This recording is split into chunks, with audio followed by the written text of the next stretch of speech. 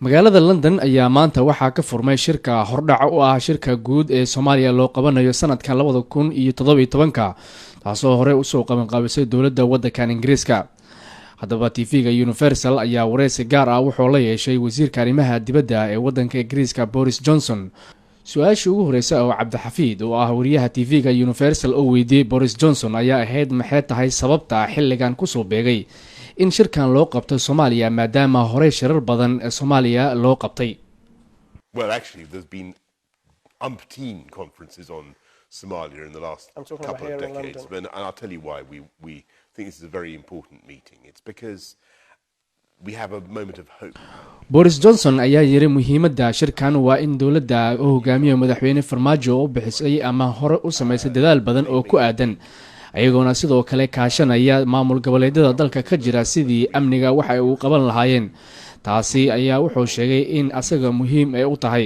wasiirka ayaa intaasi ku daray anigoo waa ogahay inay jiraan dhibaato badan oo xagga amniga gaar ahaan al-shabaab dagaalka ee kula jirto dowladda, balse muhiimadda ayaa waxay tahay in la sii wado in Soomaaliya sidii looga taageeri lahaa wax waliba gaar ahaan markay timaado xagga amniga.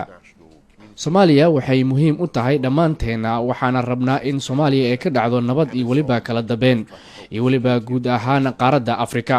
waxaan aaminsanahay in taasi waqti badan ay qaadatay xilligii dadka Soomaaliyeed ee ka faa'iideysan lahaayeen kheyraadka waddankooda uu leeyahay. hadda waxaa la joogaa xilligii dadka Soomaaliyeed ee ka shaqeyn lahaayeen sidii dalkooda ay wax u qaban lahaayeen.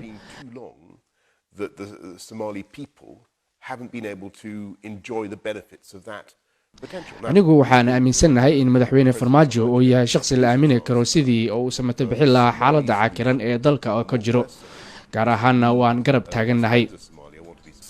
waxaan rajaynaynaa dhammaanteen iyo waliba anigoo kaashanayna qaramada midoobay iyo madaxweyne Farmaajo in guul ah ka soo hoyno shirkan ka bilowday magaalada tan ee London.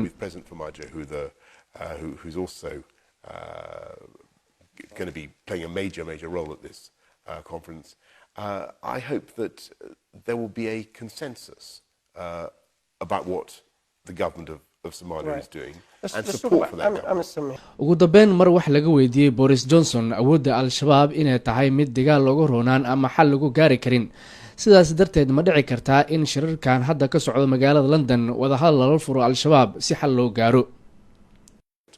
What we want to achieve in this conference. wasiirka ayaa ku jawaabay waxa aan rabno waxay tahay in gaar ahaan shirkan lagu caawiyo dowladda iyo waliba madaxweyne Farmaajo barnaamijka oo la yimaado gaar ahaan markay timaado xagga amniga.